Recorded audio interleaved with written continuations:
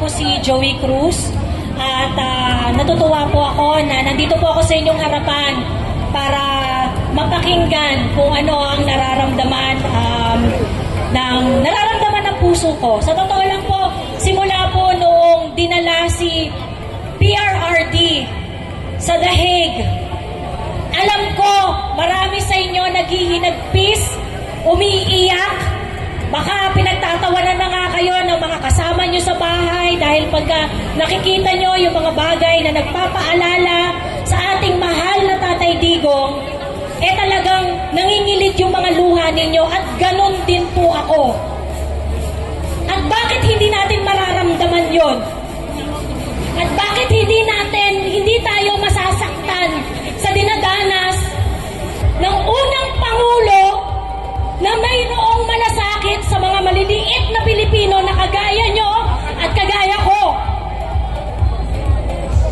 Si PRRD lang ang leader na nagpakita na yung mga maliliit na Pilipino importante. Na yung mga maliliit na Pilipino kailangan maglakad kayo taas noo sa buong mundo. Sa panahon lang ni PRRD, doon lang namin naranasan yon. At kayong mga kapulisan, alam namin, ramdam na ramdam ninyo, nagkaroon kayo ng dignidad dahil sa tatay namin!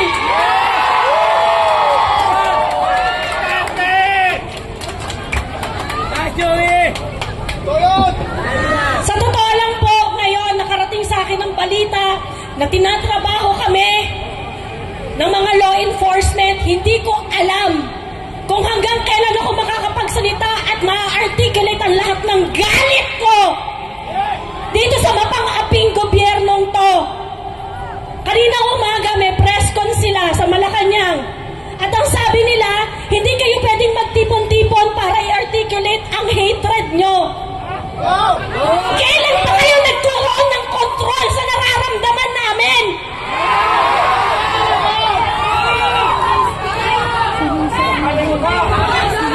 Kung galit kami sa administrasyon na to dahil tinraidor nyo kami.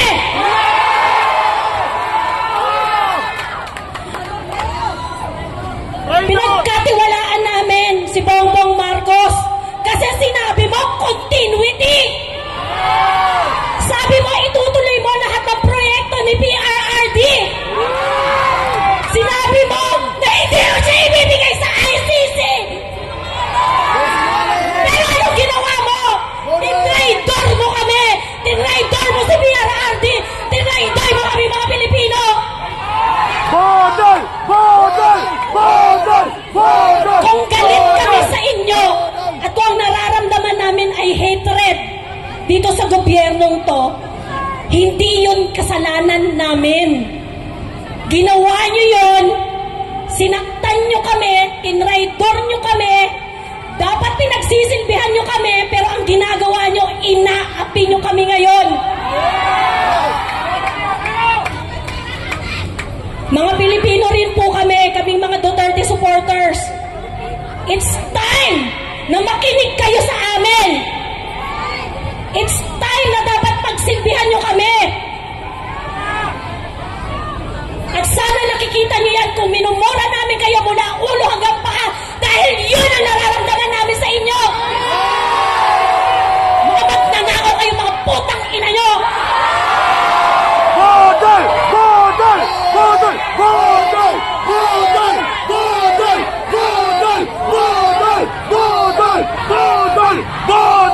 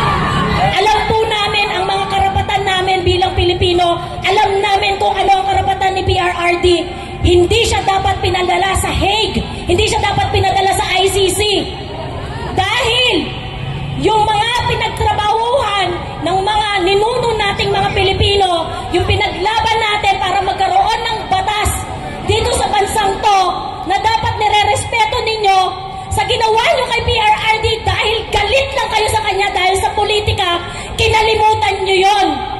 At hindi kayo mapapatawad ng sambayan ng Pilipino dahil sa hindi nyo pagrespeto sa pundasyon ng bansang ito, ang ating konstitusyon.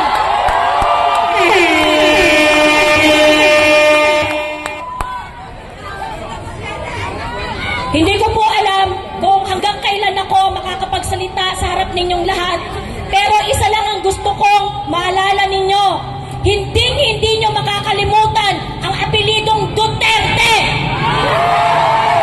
Duterte! Duterte!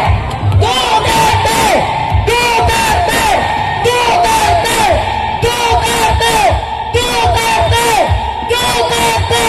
Duterte! Duterte!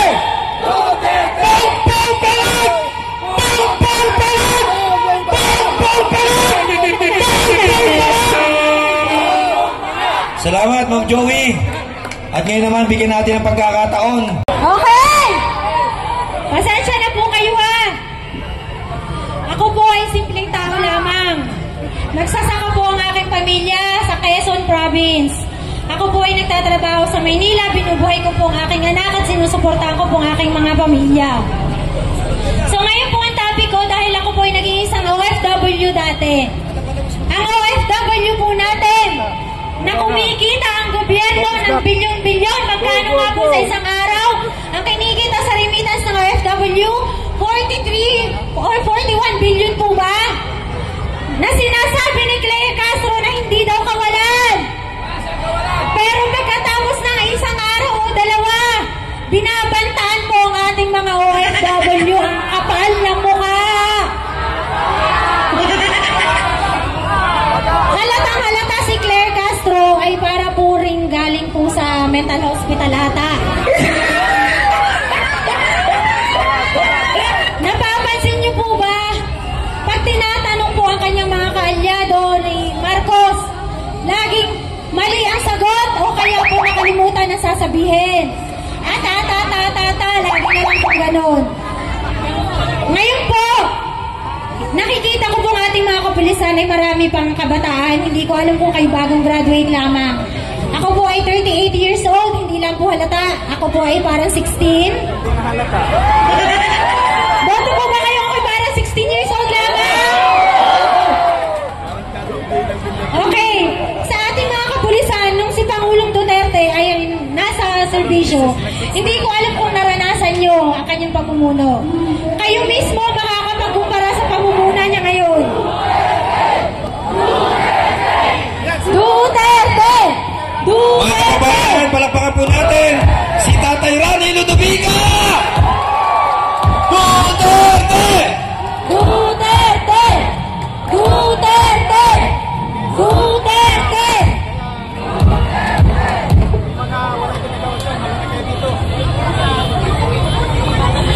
Okay! O, tingnan niyo po muna isang 16 years old. Mag-focus po muna kayo sa isang 16 years old. Opo. So ngayon po itutuloy ko yung sa pamumuni ni Tatay Digong.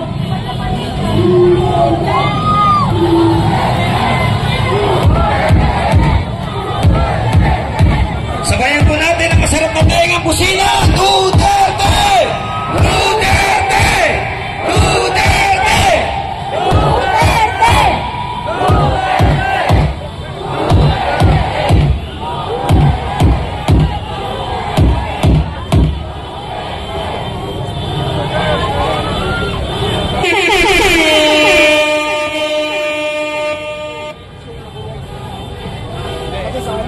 Okay. Gigil na gigil po ako kay Claire Castro, kaya balikan po natin si Claire. Claire Castro, ako po ay walang pinag-aralan sa batas. Pero hinahamon kita. Kaya po kitang harapin sa debate. Isang babaeng kung titingnan ay 16 years old, kaya ko pong labanan sa edad ni Claire Castro na mukhang 60 na po ba siya?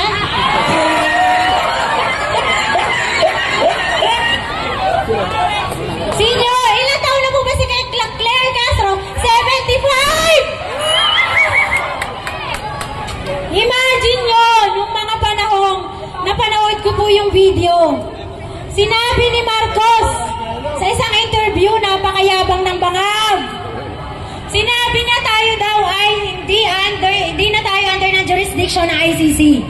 Subalit natapwat, anong ginawa niya? Hindi niya kaya ang mga Duterte. Kaya pinalabas niya na ang ICC, Quezon Herodes na ang Interpol daw ang may gawa ng lahat. Pero may nakita ba kayong kahit isang Interpol nung panahong dinakip si Presidente Duterte? Wala! At ang putang ina! Ginamit! Ang pera ng taong bayan para bigyan ng aeroplano at ipadala sa Netherlands. Si Tatay Digong, tama ba yun? Kaninong aeroplano ang ginamit? Magkano ang binayad? Hindi natin malaman pero alam nating sobrang mahal. Pera ng bayan, eto pa. Magkano ang tax na binabayad ko? Monthly. Yung mga nagtitinda sa baklaran sa gilid-gilid na nagsisikap para kumita kahit gagaw piranggot, mapakain lang kanilang mga anak. Ibinamimigay ng mga buhayang politician. Ginagawang ayuda ngayon at ginagamit para makakuha ng boto. Tama ba yun?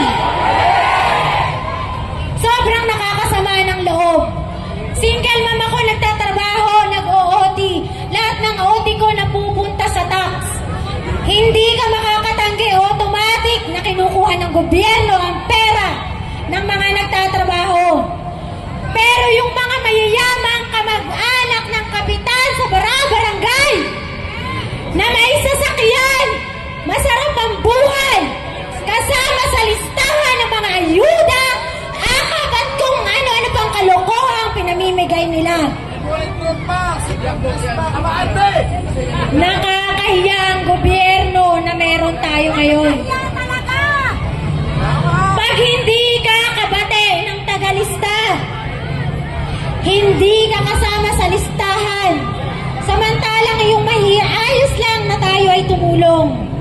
Pero sana yung binibigyan ng pera ng gobyerno, yung nakikita nating mga taong nagsisikap, pero talagang walang-wala pa rin sa buhay.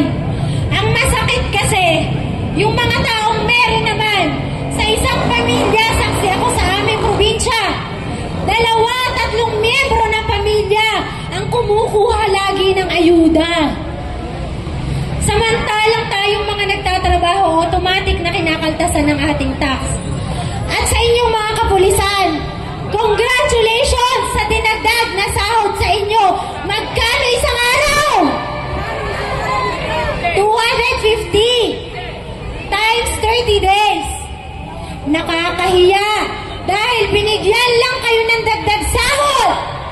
Pagkatapos, tuparin at isakatuparan ang mga plano nila na patalsikin o paalisin sa bansa natin ang ating Tatay Digong. Hindi ba kayo nahihiya?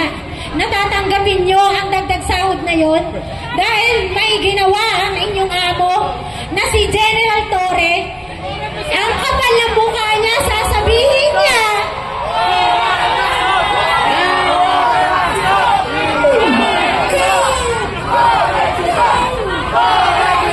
ano yun?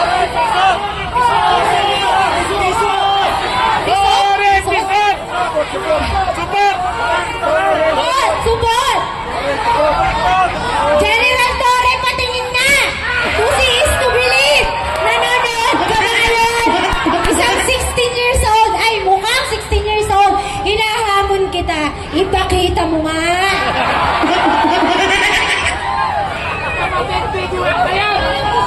Di ba nakakatawa mga kababayan?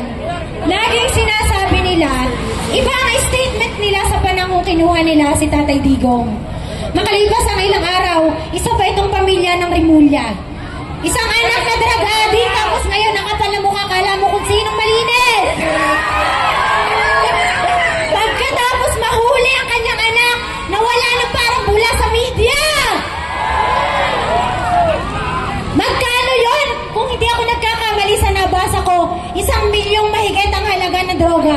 Nasaan ang droga na yon at nasaan na yung anak ni Rimulya ngayon?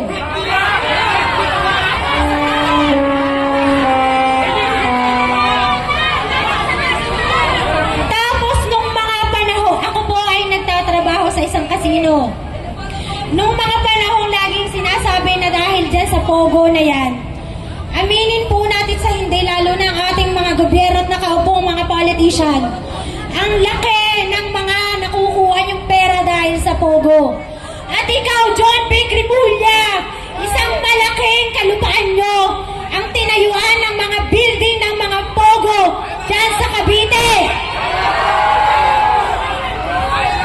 Sa may Island Cove, tanda ko yan ate.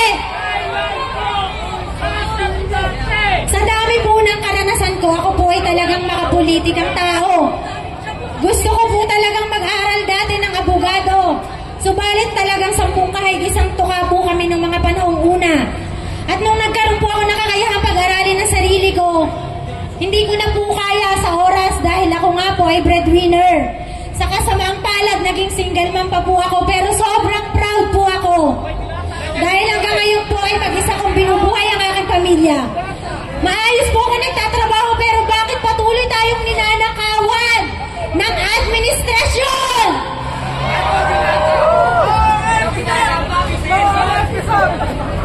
Alam po naman natin, napapanood natin lahat sa balita. Isa lang po ang hiling ko bago ko tapusin itong pagsasalita ko dito. Wag na wag po tayong matatakot kahit kanino. Lalo na lahat ng sinasabi natin at ipinopost sa social media ay purong katotohanan lamang. Walang halong edited, hindi scripted. At higit sa lahat po, wag po tayong magpapatalo sa malalaking network na yung pinapalabas po nila ay puro pabor lamang sa administrasyon at puro pagpapabagsak kay Tatay Digong. So ngayon po, ulitin po natin ang kanta bago po ako magtapos. Nananawagan ako sa mga musician, singer ng mga pro Duterte. Gawan niyo po ng bagong kanta, ang Unity Song Before. Dahil tayo po ay laging niloloko na nagkakagulo tayo pagkatapos nating ihalal ang si Bongbong Marcos. Noong pong panahon ng ama ni Bongbong Marcos, ako po ay elementary, hindi ko alam kung grade 1 po ako noon. Ako po ay nakinabang at pumipila sa pinamimigay na trigo, gatas, harina, klim ng ama ni Marcos. Kaya nung lumaban si Marcos, ako po isa sa milyon-milyong sumuporta. Dahil naniwala po ako na itutuloy niya ang legacy ng kanyang ama. Subalit natapwat, iba po ang nangyari dahil siya po ay hawak ng kanyang asawa. Isa pa po kung naaalala nyo, yung mga source din po natin. Magkano ang kilo ng sibuyas nung napapaalala nyo, umabot ng 1,000 ang kilo ng sibuyas. Hindi po ibinalita sa media na maraming nabulok na sibuyas sa parte ng Bulacan at Nueva Ecija. Yung po ay sinadya nilang bilhin sa magsasaka sa murang halaga. Inipon sa bodega, binulok. Kaya po nagtaas nung panahon yon ang sibuyas, kung yun po ay naaalala nyo. Yun po ay sa panahon na ni Marcos. At ngayon po, speaking of Marcos, kay Senator Amy, ikaw po ay babae rin. Mahirap pong paniwalaan, huwag tayong maniniwala agad. Gusto lang po niya tumaas ang kanyang rank para siya po ay makapasok sa senatorial candidates. Hindi po totoo na siya ay talagang concerned kay Tatay Digong. Lahat po ng hearing na yan ay palabas lamang dahil kung talagang sinasabi niyang nagkamali ang mga kapulisan, si General Torre, bakit hindi nila magpabalik si Tatay Digong agad dito sa Pilipinas? Tama po ba? Kaya mag-ingat po tayo. At may napanood pa po ako isang attorney, nakalimutan ko po ang pangalan. Pinapaalalahanan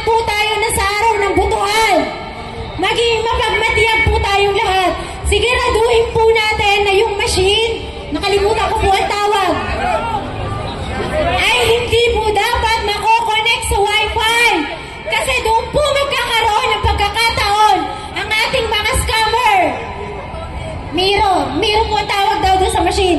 Magkakaroon po ng pagkakataon ng mga scammer ni Bangag na i-connect at palitan ng mga boto po natin. Kaya dapat po maging mapagmatsyag po tayo sa araw ng botohan. Manalo na tayo! Kaya po, tatapusin ko na po ang aking pagsasalita. Sa dami po ng ideyang lumalabas, gusto ko lamang po na tayong lahat ay laging mag-iingat. Hindi po natin alam ang isip ni Bangag dahil nga po wala na siya sa katinuan. Kahit po simpleng tao po tayo, basta nagsasalita, pwede na tayong ipadakip. Kaya lagi po tayong magkaisa, alagaan ng isa't isa, alagaan niyo po ang inyong mga sarili. Sa inyong mga kapulisan, nawain makonsensya kayo sa mga nakikita nyo ngayon dahil alam nyo naman kung ano yung totoo. Kaya sa eleksyon po darating, huwag po tayong papayag na makapasok pa ang team ni Bangag sa administrasyon po. Tayo daw po ay team suka na lahat po ay bubud-budan po natin ang mga Bangag. Isigaw po natin ang isang malakas, batiin po natin si Tatay Digong ng isang maligayang kaarawan. Pwede po bang kantahan pa po natin na isang happy birthday? Ito po, may cake pa po. Meron pa ho tayo. 17 days simula nung nawala sa atin si Tatay Digong. 17 days tayo hindi nakapiling, 17 days tayo walang sinasandalan. Pero andito tayo ngayon hindi lang dahil birthday niya, pero para ipaalala dun sa mga nakatira sa tabing Pasig na naaalala natin ang turo sa atin na bahagi tayo ng isang sambayanang may mga karapatan sa ilalim ng saligang batas.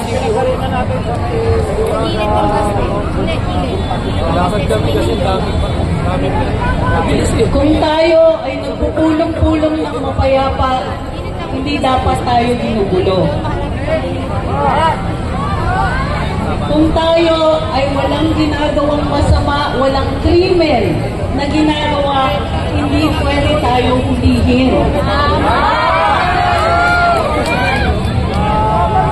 Kung tinuhuli tayo, kailangan mayroong warrant of arrest o kaya tayo ay may ginagawang krimen. May ginagawa ba tayong krimen ngayon? Manatili tayong mapayapa. Dahil gusto ko rin nakasama natin ang ating mga law enforcers para naririnig nila ang ating mensahe. Isa sa natutunan natin sa ilalim ng Administrasyong Duterte ay may karapatan tayong mabuhay ng mapayapa. May karapatan tayo na hindi tayo ma-hold up habang naglalakad pa uwi. May karapatan tayo na maniwala na yung ating pinabayad na buwis ay pinangangalagaan ng mabuti at ginagamit sa tama. Mayaman pala ang Pilipinas, maraming proyekto pala ang pwedeng magawa pag tayo'y nagbabayad ng buwis. Nakikita niyo ba ang Manila, banda dun sa side ng Pasay? Noong 2016, wala pa lahat ng flyover na yun. Wala yung North-South Connector Road. Wala po yung mga diversion roads. Hindi inabot ng 6 na taon na tapos yun at nagbago ang mukha ng Manila at Pasay. Nangyari yan sa buong Kapuluan. Nagpunta ako sa Sulu. Doon po kasi ako lumaki. Nagawa yung circumferential road ng Sulu, sa isla ng Sulu, yung dating tinataguan ng Abu Sayyaf na wala. Overnight halos nawala yung kidnapping. Overnight halos nawala na yung mga labanan, yung barilan sa pagitan ng AFP at ng mga insurgents. Simple lang, ginamit yung buwis natin sa tamang paraan. Noong 2024, ang Administrasyong Marcos nagsingit ng provision sa budget. Yung provision na yun, pinapayagan ang mga GOCC tulad ng PhilHealth, PDIC, GSIS, na magdeklara na sobra daw ang pera nila. At dahil sobra ang pera nila, yung iba noon, inilipat dun sa tinatawag na unprogrammed appropriations. Sa petisyon sa Korte Suprema, maliwanag na labag sa batas ang unprogrammed appropriations. Pera ng bayan o halos overnight nawala. Yun po, ang noong 2024, namigay sila ng halos 800 bilyon ng pera natin na di umano'y ginamit sa ayuda. Wala pong pandemya, walang epidemic. Hindi ito yung ginamit nilang sagot sa kahirapan. Nawalan tayo o nabawasan ng matindi ang nilaan na pera para sa healthcare. Kung kayo po ay nakakaranas ng sakit, may karamdaman, nung panahon ni Duterte, mayroong zero billing. Uuwi ka, wala kang binayad, kahit 5. Sige na, hindi pwede ba dito? Dahil sa budget ng 2024, kahit yung mga 4Ps, hindi na po nakakaranas ng libreng gamot o pagpapagamot. Kung ang 4Ps ay 0, paano pa tayo? Wala silang natanggap. Sa kadalasan, 7% lang ng hospital bill natin mababayaran ng PhilHealth kung kayo'y nagbabayad. Ibig sabihin, sa 100,000 pesos na hospital bill nyo, ang sasagutin ng PhilHealth, 7,000 lang. Maswerte pa tayo. Kasi sa 4Ps, kahit malubha ang sakit, tatanggihan sila ng ospital.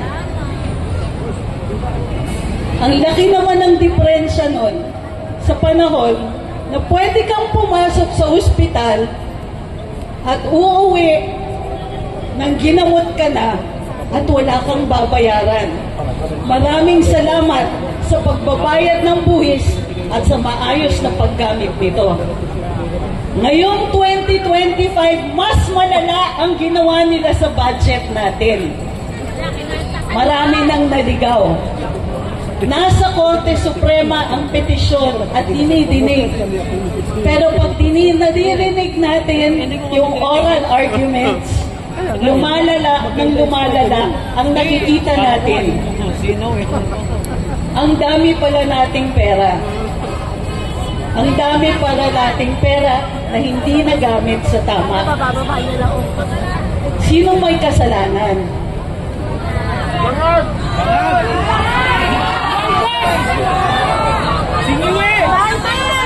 Pag mahina ang liderato, hindi nahuhuli ang tiwali. Pag mahina ang liderato, mataas ang crime rate. Pag mahina ang liderato, kahit ang kapulisan natin, hindi maaalagaan.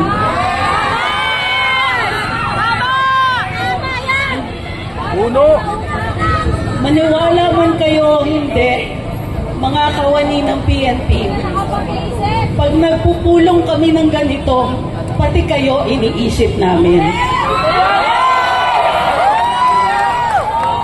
Iniisip namin ang mga pamilya ng bawat Pilipino. Mga bata na maswerte tayo kung may natututunan pa sila. Bawas ang budget sa edukasyon.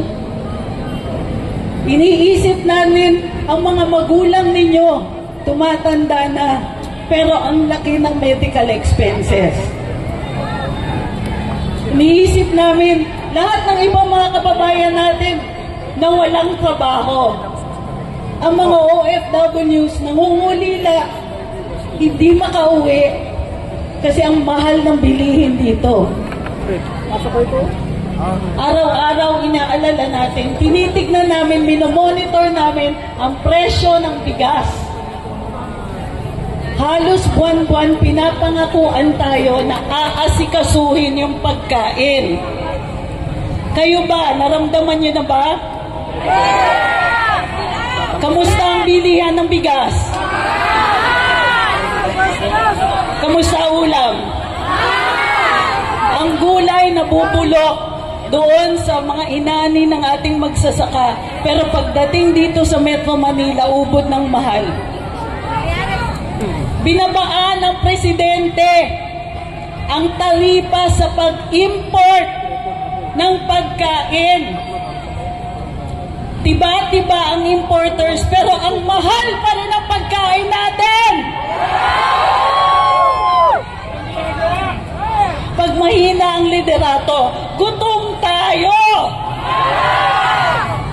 Magkano ang presyo magkano ngayon ang tubig? Magtataas na naman sila. Kamusta naman yung budget? Ang sweldo nyo ba tumaas? Ang pensyon nyo ba tumaas? Kamusta ang negosyo?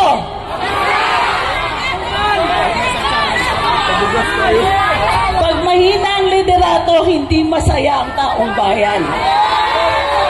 Yung kaisa-isang pag-asa namin, pinadala nyo sa Hague.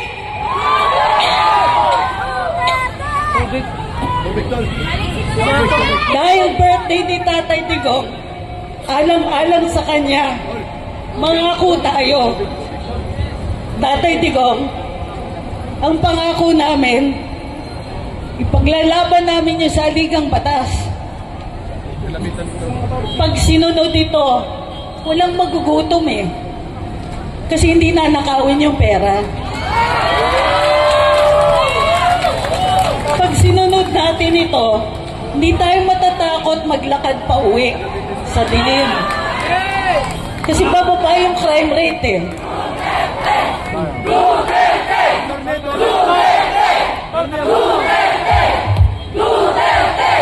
Duterte! Duterte! Para sa birthday ng ating Tatay Digong, ipaglaban natin ang ating karapatan sa ilalim ng saligang batas. Karapatan namin magpulong-pulong.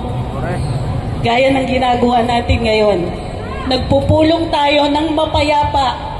Nagpupulong tayo ng mapayapa para madinig yung ating hinanaing. Legal yan, Article 3 yan sa saligang batas. Hindi nga dapat kailangan ng permit, sabi ng Korte Suprema eh. Karapatan natin ito. Karapatan din natin magsalita. Pero pansinin mo, marami nang humihirit. Sedition daw, inciting to sedition, false publications, libel. Kalokohan talaga.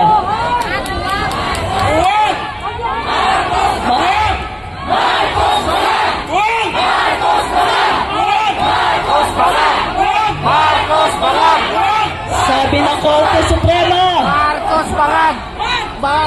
sabi ng Korte Suprema, pwede natin i-criticize ang ating mga opisyales.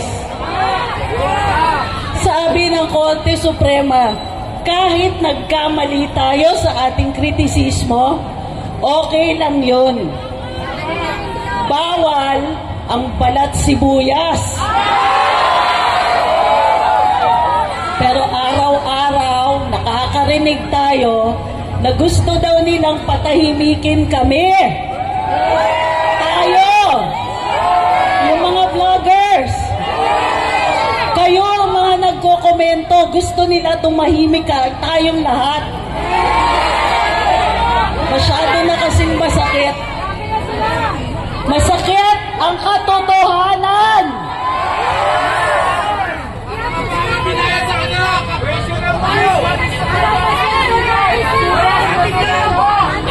Tama.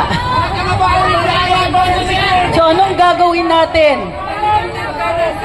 Ituloy natin ang paggamit natin sa ating karapatan magsalita, magpahayag, magpulong-pulong. Gawin natin until sila ang makinig sa atin.